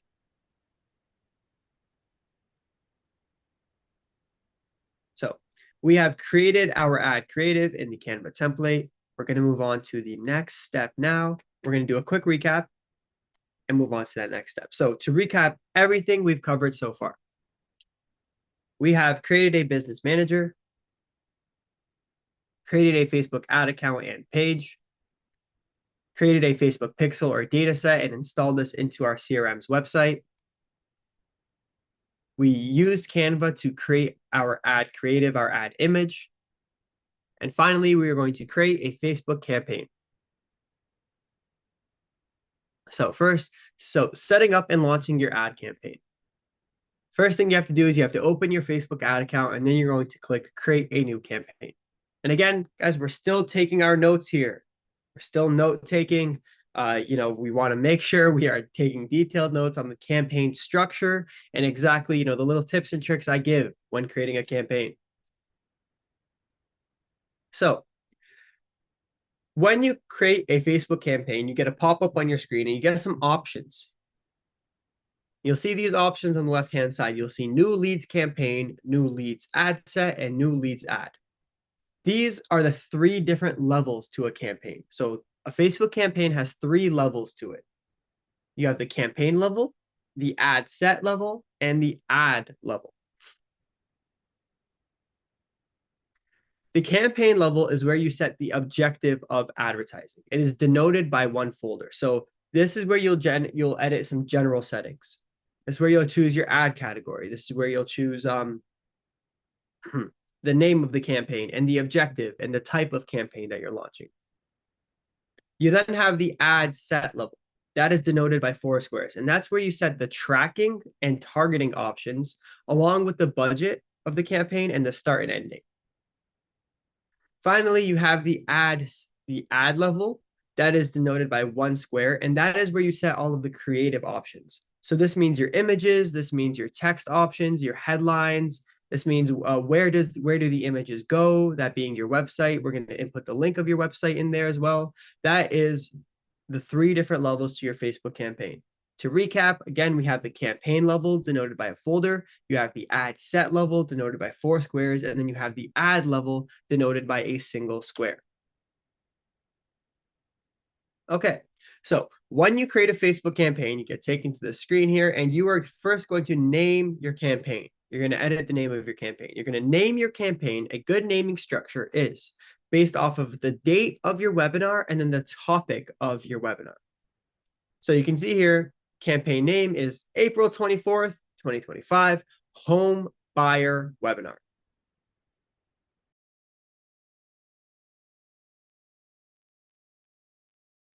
After that, we're going to select categories. You need to make sure that you are targeting in the housing category. It is very important that we select here the housing category. Ask me what happens if you don't. So the way it works is on a strike basis. And by the way, this housing category, it will impact your campaigns. You have a lot more limited options when you're targeting in housing, and I'll explain why in just a moment. But the way it works is a 3-strike basis. The first time you don't select housing, Facebook goes, hey, all right, I didn't like that very much. So we're gonna take down this ad. We'd like you to, publish another ad, but this time make sure you're in housing. The second time is gonna say, hey. All right, this is the second time this happened. We're gonna temporarily, block you from running ads for a little bit. The third time they go, hey, you're not running ads on our platform anymore. You have to select the housing category because you need to make sure that you are abiding by the housing laws in US and Canada. All right, so we select the housing category. Your country should auto-select, should auto-populate. And then as you scroll down here, you'll find buying type is auction. You want to select auction. And you can continue to scroll down. The objective of the campaign is to generate leads. So you select leads as your campaign objective. And by the way, you will see a lot of settings that I just don't talk about. If I don't talk about them, that means the default that Facebook gives you is exactly what you want to work with. So just to recap the campaign level, we name the campaign off the date of our webinar, then what the webinar is. So in this case, April 24th, 2025, home buyer webinar. We choose out the housing category. We scroll down, we're going to find the buying type. We're going to set this to auction. It should default as auction, but we're going to select auction. Then we're going to set the objective of our campaign to generate leads. And then we click next. Once you click next, you get taken to the ad set. Remember, the ad set is where you set the tracking and targeting options. So we have first our conversion location. The conversion location is a website. Remember, the entire purpose of your Facebook ads is to take them to the CRM's landing page. So Facebook right now is asking, where does a lead register? Like what's the purpose of your ad? Well, in this case, it is to generate a lead from our website. So the conversion location has to be website. You don't want it to be website and calls, just website. Once you select website, you can continue to scroll down and you'll have a performance goal. You want this to be set to maximize number of conversions. Then you have data set. You're going to select that same pixel that you created earlier on today's session. If you do not see your pixel in this list, it means you did not connect your pixel to the ad account. Remember, which was the last step that I gave when setting up your business manager. So you need to make sure you have your pixel connected to the ad account. If you do not, you will not see your pixel in this dropdown. You absolutely need to make sure that you have your pixel selected here. And then you choose conversion event. The conversion event is going to be lead, L-E-A-D, lead. So under this dropdown here, you select lead. And then you can continue to scroll down. And when you scroll down, you're going to find budget and schedule.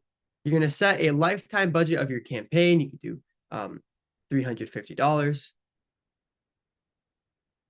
$500, whatever it is. You're then going to set a start and end date of your campaign. So the start date of your campaign, you're going to set to a week prior to your webinar. And the end date, you want the day of your webinar, but a couple hours prior to your actual presentation. So my webinar is on April 24th. I want the campaign to end at 4 p.m. in my time zone. And in this way, we get that full 7 days of marketing. Finally, we scroll down further, we find locations. And under locations, you'll see a button that says edit. And when you click edit, you'll see where it'll prompt you to search for your locations. And under search locations, you can search for your city, county, or you can literally zoom in on the map, click drop pin, and drop a pin directly on your map.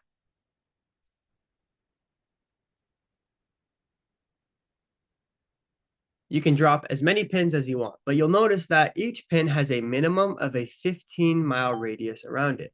That is because we are in the housing category. You cannot restrict your search when you're in the housing category. You cannot go lower than a 15-mile radius around a pin drop on the map. However, you can add as many pins as you want, and you can increase the radius to about 50 miles.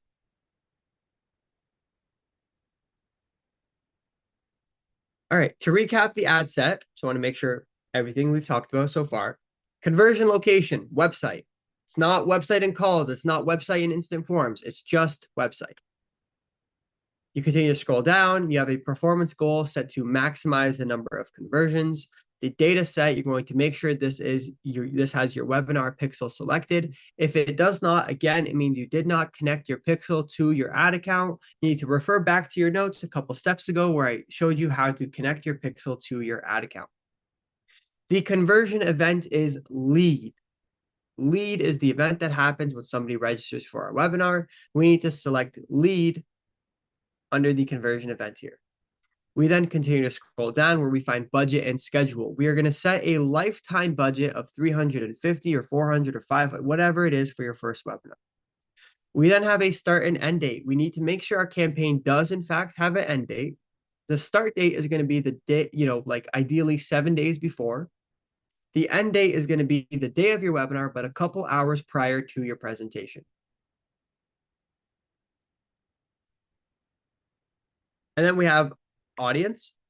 When we hover over locations and click edit, you have a search bar for a search location. You can search in here for your city, your county, your region, whatever it is. When you search for that location, you will get a pin drop on a map, and that pin drop will have a 15-mile radius around it. You can drop multiple pins by clicking drop pin and just clicking on the screen and dropping them wherever you want. You can increase the radius of your pin, but you cannot decrease from 15 miles. And that right there is the ad set. From there, you're good to click next. And once you click next, you get taken to the ad level. Remember, the ad level is where all of the creative options happen. And in the ad level, the most important thing first is to make sure you have your Facebook page selected. After selecting your Facebook page, you can scroll down here and you're going to find destination is a website. And you need to input your website URL. This is your domain name that you set up on day 2.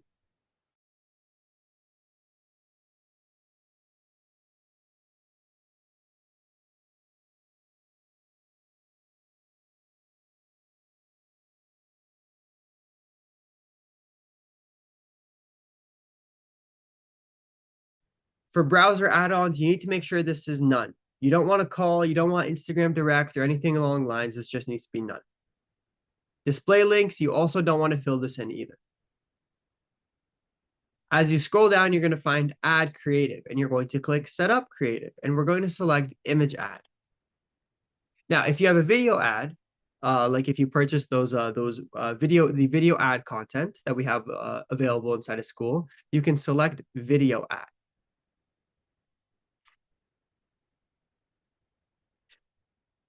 Once you click image ad or video ad, you get taken to media where you can click upload and upload that image that we created on Canva. You can even drag and drop it directly from your computer. Once you have that image uploaded, you're going to select that image, or once you have that video uploaded, you're going to select that video. You're going to click next, and then you get taken to primary text, headline, and description. So first, for primary text, again, you need to make sure that this, you want to get creative with your primary text, with your text options, and you need to make sure that this matches your actual image, right? Like, for example, what doesn't work is if you have a text option that says, like Dallas, and you're targeting Austin, and your image says Austin. Well, now your ads don't correlate. It's not going to perform. So for primary text, you can do attention, Austin, home buyers, or attention, or are you renting a home in Austin? We're hosting a free online class to teach you about buying a home in Austin.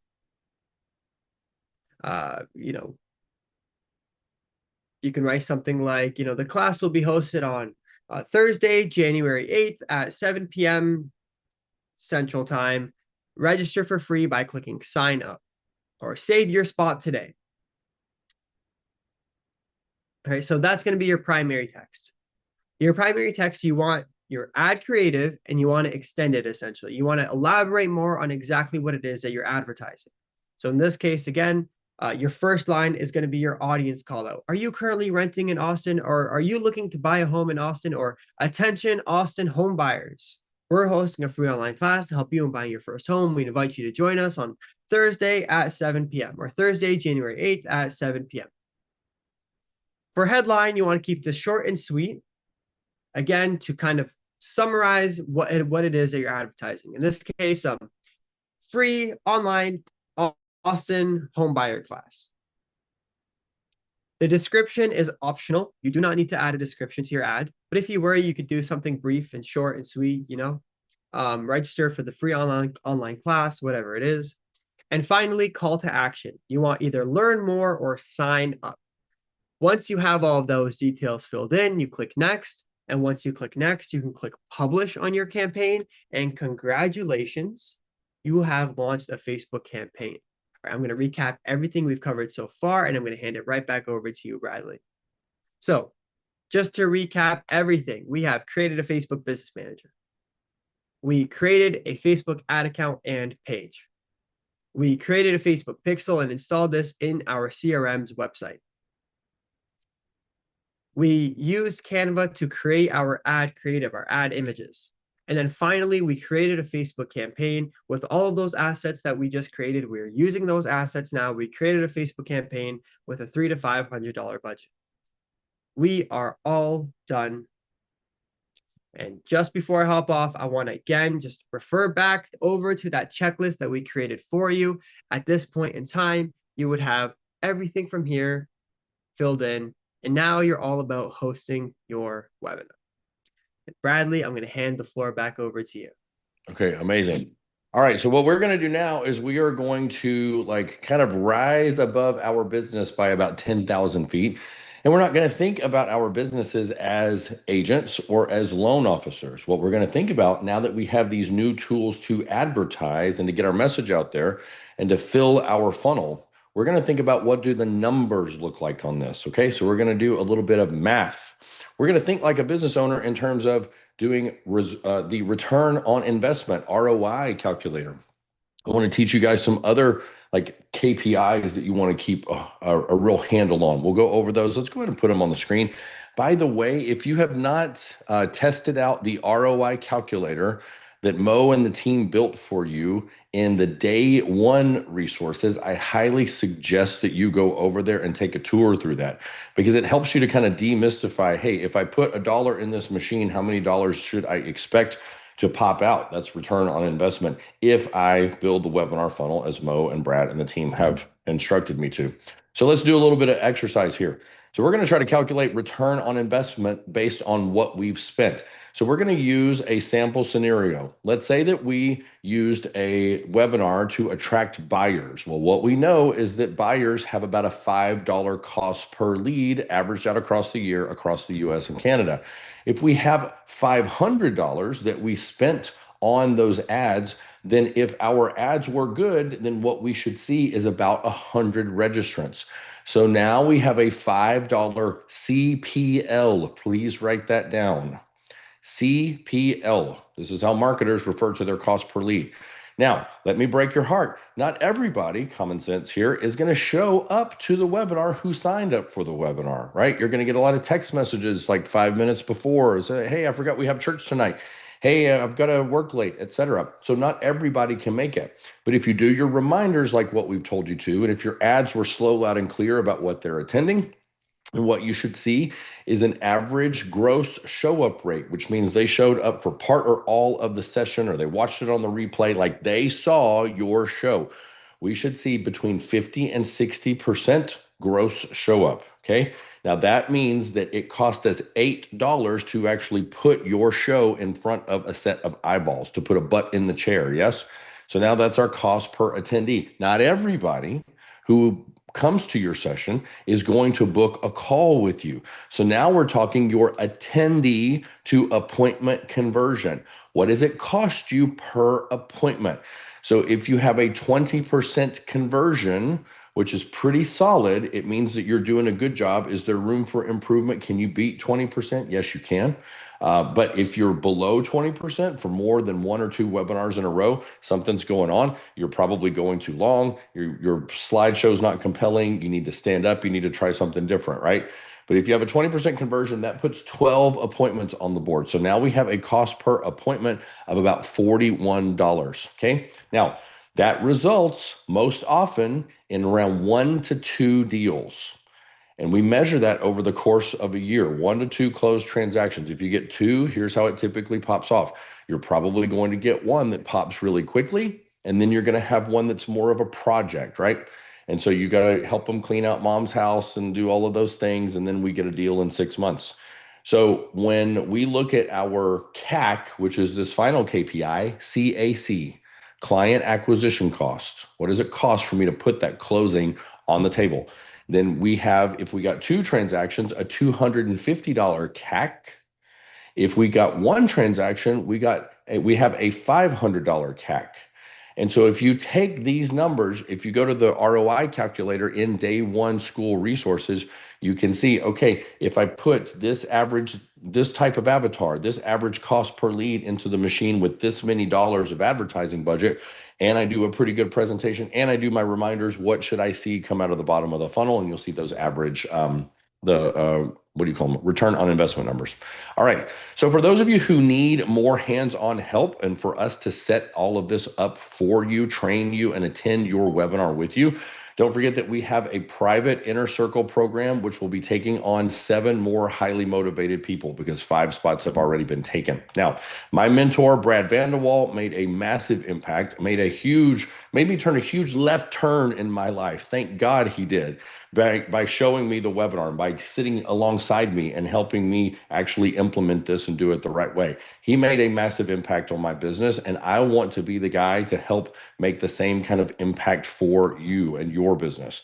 Now, I realized that the strategies that Brad taught me were way more powerful than anything I had seen before, or much less anything that I was going to learn on YouTube at 11 o'clock at night.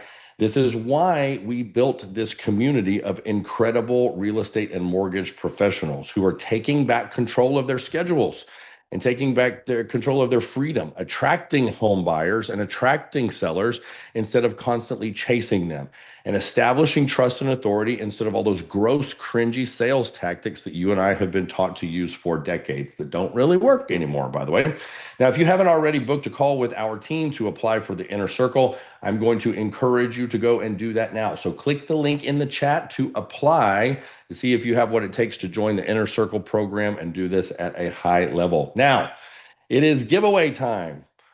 This was tough. I told you it gets harder every single day. The reason that it gets harder is because as we go from having 3 of these down to 2, down to 1, and we see more of you guys contributing in the school platform, answering questions for one another and encouraging one another, it's excruciating. So there was we're going to call it a spirited debate.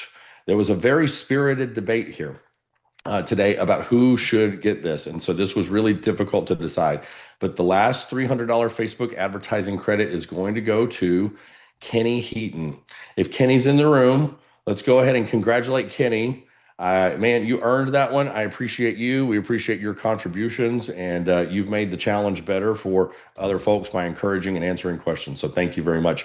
We are going to have a little time for Q&A because you guys did great with that. And so we have some time to answer some questions. I'm going to invite Mo back before we talk about what we go over tomorrow. You guys can go ahead and get in line with your tech related questions, but Mo, I'm going to put mine at the front. Here's why, because I'm representing a lot of probably about 3 people who had questions of, hey, can we go over that connecting assets process one more time?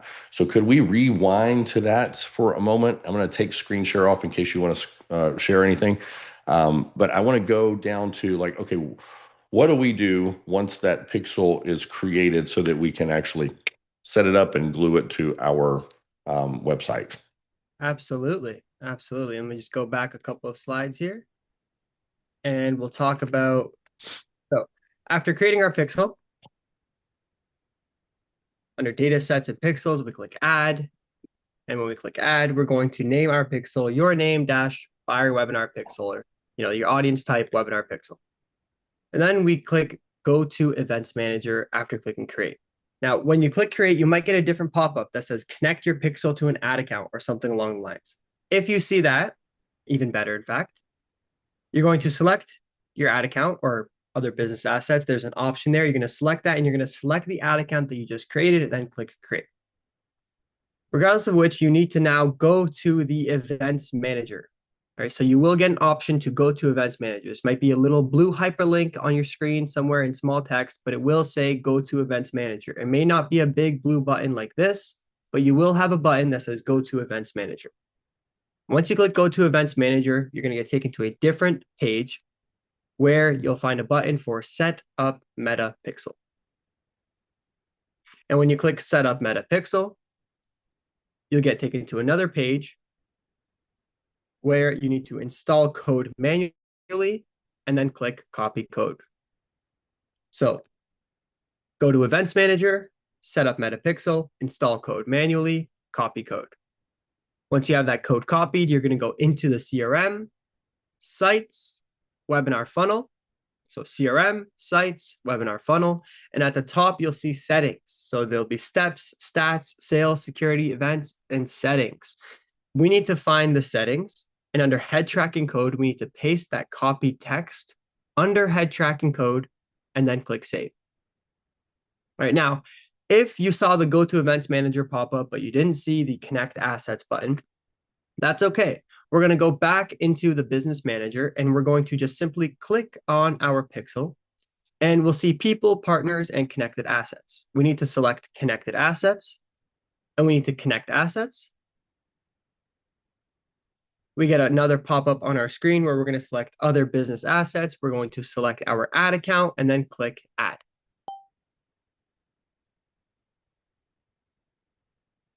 And then that right there concludes the setup of your business manager. Ready to take some questions? I see Absolutely. Grace is lined up. We're going to go fast so that we can cover as many of these as possible and give you good answers. Let's see. Let's go to Grace. I'm going to ask you to unmute. What's your question, Grace? Hi, two questions. One, if we switch audiences, should we create a new pixel for that audience for a different avatar, or can we use the same pixel? You want to have a different pixel. So remember, the pixel, like the main objective of it is it does handle the tracking, right? You know, when someone clicks on Facebook and registers in the CRM, the pixel does handle that. But it also is a very powerful tool. It's called a data set for a reason, because it collects data. And that data that it collects is who is commonly interacting with your ad. And then it's to better target using like basically a character profile that it creates. So a buyer character profile would be very different from an investor or a seller character profile. So we want to make sure that we're using a different pixel for each different type of audience. Okay, great. And my second quick question, we started doing the webinars and we ran an ad and the budget was $350 and the ad only spent $75 of it, even though it ran for 6 days. I asked that in the chat and they said it was a glitch. Is there something else that you think could be the culprit for why it wasn't spending our full budget? Yeah, it's either this isn't uncommon on Facebook. Most common is a payment method issue. And it's not necessarily that your card declined or anything, but most times like a bank will see a transaction from Facebook ads and it'll decline it. Or it just won't let it go through.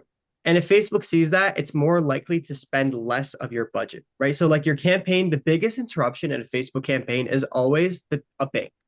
The bank either like, you know, blocks a charge or whatever it is. But after your first campaign, it shouldn't happen again. Now, the second is a glitch where if that is the case, if there's, you know, if you go to your billing settings, you don't see any issues, you don't see any outstanding balances, then it's definitely a glitch. And what you want to do is just create a new campaign. You click a little duplicate button underneath your campaign, click duplicate, click publish, write that in there, and it will create a new campaign for you and it should spend normally.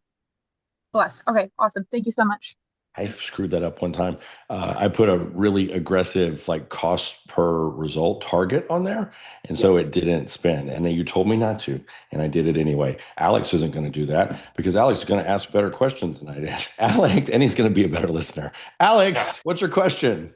All right, super quick. I've got the A2P messaging application in, submitted it. Brand status was approved. The campaign was rejected because my campaign submission has been reviewed and rejected because the provided website URL does not match the brand and campaign registered. I followed the instructions like to a T. So do you have any clue? I put a thing into the support. So yeah. So what that might be is like, you know, you might have a lot of the time when I see that rejection, it might be a different logo than like, you know, if you registered a brand, you might have a different brand listed on your landing page. What I would definitely do to make a post on Skool so a team member can actually take a one-to-one look at your actual funnel, at your landing page, at your submission, and see how we can help from there. Cool. Thanks. Good. Okay, let's go to Raquel. What's up, Raquel? Hey, quick question for the pixel. If I was to edit ads, I can just go through the steps that we just did and just switch the ads out then? Or is it just a permanent ad for this on the pixel that we just did? So if I'm understanding the question, you want like your pixel, you want to attach to one, not necessarily one set of ads, but again, one audience. So you can have like different ads for your buyers, different ads for your sellers, but those would require a buyer pixel, a seller pixel. So right, but if I just tweak it, I can just go back. If I tweak the ad, I can just go back in there and reload a new ad. Yeah, okay. Yeah. You don't change that. So that buyer pixel, remember, we want to attach that same pixel to lots of different like ads and campaigns because that are all for buyers, because that pixel is going to learn over time what makes a really good buyer. Oh, this is who would come to Raquel's webinar. And as long as they're a buyer, you want that same pixel to kind of age, and we call it seasoning. You do not need to start a new pixel every time you start a new ad. You don't need to start a new ad every time you need to start a new pixel. So you're totally good. Yep, way easier. But when you do go to sellers from buyers, you do need to start a new one. Okay, let's go to Lisa. Hi there. Thanks. I hope you can answer this question. So my account is restricted. So is there a workaround for that? It's years ago it happened. I don't know how it happened or what, but. Okay. So if it's years ago, you're probably not getting unrestricted. I'll say that right now. Your best bet, if it was years ago and it's not like a simple restriction, a lot of the time it's a simple restriction where you need to enable 2-factor authentication on your Facebook account, or you need to like put a phone number behind your Facebook account. Is it just the ad account that's restricted, or the business is restricted? The ad account. Okay. Well, it won't allow me to do any advertising. Okay. If it won't allow you to do any advertising, your best bet, honestly, create a new Facebook account. And have that one Facebook account. You don't need to make this like, your main use, but just have that account what you use to advertise. Okay. Yeah. Okay. That sounds great. I do have another question that might be more appropriate for tomorrow, but are you going to go over the process of the funnel for the meetings and the compliance of that? Okay. Yeah. Yep. We're going to do the consultations. Now, keep in mind, compliance might be based on where your feet are planted. So there's only so detailed that I can get about compliance. But in terms of the process for getting the most juice out of those consultations, I'll tell you what to say and where to stand. Yep, absolutely. Perfect. All right, let's go to Rosa. You betcha. If you make the money, we'll let the attorneys figure out the compliance. Don't worry about the rest. Just get the revenue. What's up, Rosa? I'm fine. How are you? Good. Okay, so I want to know if we're going to have different landing pages and different funnels for different types of webinars. Like, let's say I want to do for first-time home buyers and for first-time investors, for example. You want the really thorough answer or the lazy Bradley Pounds answer? The easy thorough. Okay. That's the more complicated. That's a great plug for the private one-on-one Inner Circle program, because that's going to be complicated if you start running like 4 different types of webinar funnels and try to do them in the same sort of recent timeframes. Now, if you want the baby food version, and by the way, you would not dream of starting that second avatar until you have your main avatar bringing cash back into this house. Okay. So hold yourself accountable there. Don't be a dabbler. Don't go a mile wide and an inch deep. It's not going to work. Okay. So instead, when you do decide that it's time to try a seller webinar, y'all know you can just take this funnel, change the words on the page, change the words in the text messages if you really need to, and test this way. You would need to use a new pixel, because now we're looking for a new type of client. Yep. But keep it simple. Okay. And then if it pops off, then it absolutely makes sense, in my opinion. Mo, you tell me what you think here, to go ahead and then create that second funnel. I just don't know if you have the one webinar, when you do want to try something else and you change the wording because it's a different avatar, do you lose the first one funnel and landing page and funnel per se? Or can you copy one funnel to the other? Right. Yeah, you can. But so the thing is, and the thing that really makes our system awesome is that everything is connected, right? So duplicate one thing, you can't just duplicate one thing. You need to duplicate everything, right? Okay. So like if you, for example, like what you can do is you can have one funnel, right? That being the webinar funnel, and you can have like one landing page for buyers, one landing page for sellers, one landing page for investors, right? You can do that, but you don't want to recreate like just the entirety of the funnel, because now you have to have also the entirety of the pipeline and all of the automations. And that's not just like one automation, that's the entire list of automations that need to be recreated, right? It does just go more than just one thing you're recreating. So what I would suggest is a different landing page. Like if you want to duplicate your landing page, have the rest of your entire funnel like generic to your webinar. Like, you can just make it like real estate, but have your landing pages specific to your actual audience. Okay, let's try to answer 2 more real quick, at least 2 more. Let's go to Tom. Tom, we're going to go fast because we're about out of time. What's up, buddy? A quick question. Do you ever use Facebook lead ads? So I answered this one in the chats. We have tested it, and the show up is not as good because the cost per lead is about the same. The show up is not as good because they didn't go see your landing page. They didn't read all of the things that they're going to learn on webinar night, and so they don't end up showing up. They're not as pot committed. And so in my tests of it, it hasn't worked. What do you think? What do you think? Yeah. So Facebook lead ads, we've tested out very thoroughly. You will get a lower cost per lead, but you will get a lower attendance rate because they're less intense. Yeah. So when the time it takes just for somebody to simply click on an ad and get taken to a landing page versus clicking on an ad in that form immediately popping up, and most times that form will automatically populate with their information. The intent behind those two leads is very, very different. And you're way likely to get a lower show up rate with a lead form ad. So that's why we stick to landing pages, because we do get a higher intent lead. Great. Thank you very much. Great presentation. Thank you. Awesome. Let's go to Mimi. Mimi, real quick, Yeah. what's your question? Yeah, hi. I have a problem with Meta. It won't let me add an ad account under the accounts, and it's giving me a little box with 3 options, but 2 are grayed out. And one of them says request access to ad account in another business portfolio. So I don't know why. This is a complication. I think I saw your chats. Your Compass? Yes, I'm Compass. I noticed under pages, Compass has control with me. So you're going to have to talk to those guys. Yeah, it sounds like they have an aggressive policy as far as like who can advertise what. And I don't know the rules of the road there. So start there.